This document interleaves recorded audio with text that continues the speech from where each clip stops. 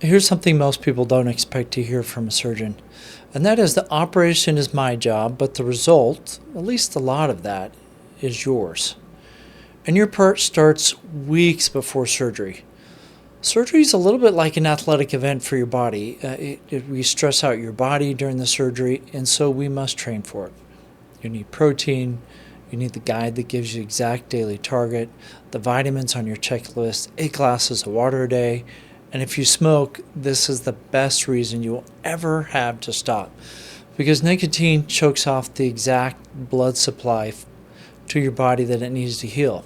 And if you're diabetic, we need your blood sugar control before we operate.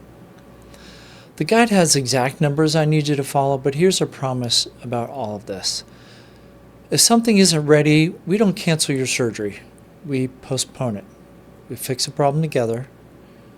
And then once you're ready, we do it right. One operation, one great result.